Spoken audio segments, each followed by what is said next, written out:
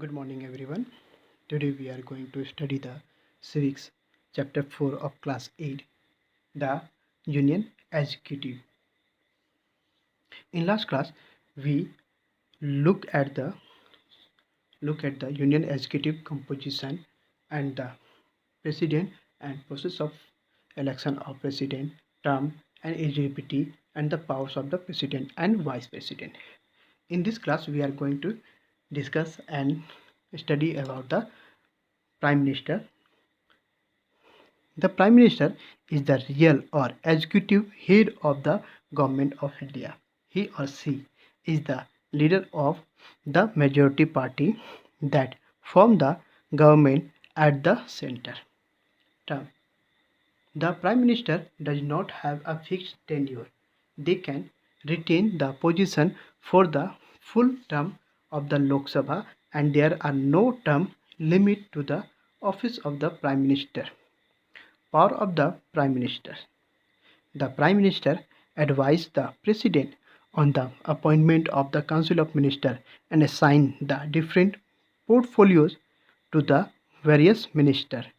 Means that he can allot the departments of ministry to the different ministers. The Prime Minister can dismiss ministers and shuffle portfolios. The Prime Minister acts as an advisor to the President of India. The Prime Minister is the link between the President and the legislature.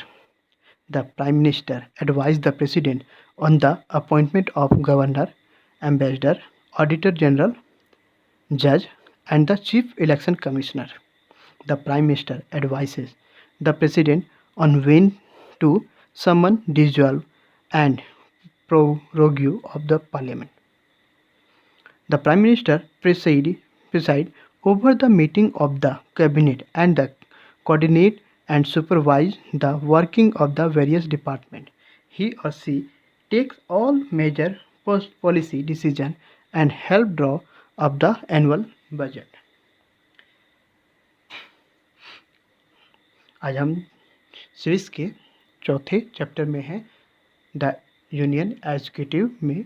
इसके पहले class में हम लोग union executive में उसके संगठन जो कि राष्ट्रपति उपराष्ट्रपति के बारे में देखा, उनके कार्यकाल, उनके एलिजिबिलिटी, उनके टर्म को और उनके पावर्स को हमने देखा था. आज हम प्राइम मिनिस्टर के बारे में देखेंगे. प्रधानमंत्री प्राइम मिनिस्टर जो है वो वास्तविक एग्जीक्यूटिव हेड होता है भारत सरकार का. ध्यान दीजिएगा, प्रधानमंत्री वो वास्तविक एग्जीक्यूटिव हेड होता है भारत सरकार का. वह ही और सी लीडर वह जो है वह बहुमत वाले पार्टी का नेता हो सकता है और वो सरकार के मुख्य केंद्र के रूप में एक्ट कर सकता है. कार्यकाल टर्म. प्राइम मिनिस्टर का कोई फिक्स टेन्योर नहीं है. जब तक बहुमत वाली पार्टी जब तक सरकार में रहेगी तब तक वो प्रधानमंत्री बनकर रह सकते हैं और एक बार चुनी हुई सरकार 5 साल के लिए कार्य करती है. फिर 5 साल के बाद वह सरकार बदल सकती है. इसका मतलब यह है कि अगर कोई पार्टी के जो नेता है वो प्रधानमंत्री बने हुए हैं वो तब तक लगातार प्रधानमंत्री बने रहेंगे जब तक कि उनकी पार्टी हर एक 5 साल के गैप पे जो चुनाव होता है उसमें अगर जीतते जाती है और पार्टी के सदस्य उनको प्रधानमंत्री के रूप में एक्सेप्ट करते हैं तब तक वो प्रधानमंत्री बने रहेंगे. Powers of prime minister.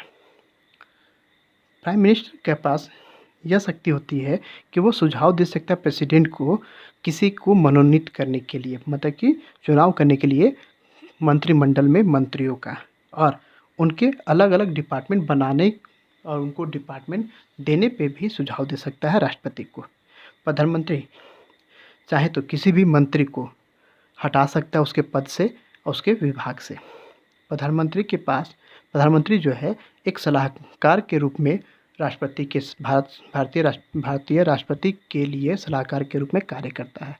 प्रधानमंत्री जो है वो लिंक होता है, जुड़ाव होता है विधान पालिका और प्रेसिडेंट के बीच में. प्राइम मिनिस्टर जो है सुझाव देता है प्रेसिडेंट को जब गवर्नर का चुनाव होना हो, एम्बेसडर का चुनाव होना हो, ऑडिटर जनरल का चुनाव हो या फिर जज का या चीफ इलेक्शन कमिश्नर का, उन पे ये सुझाव दे सकते हैं।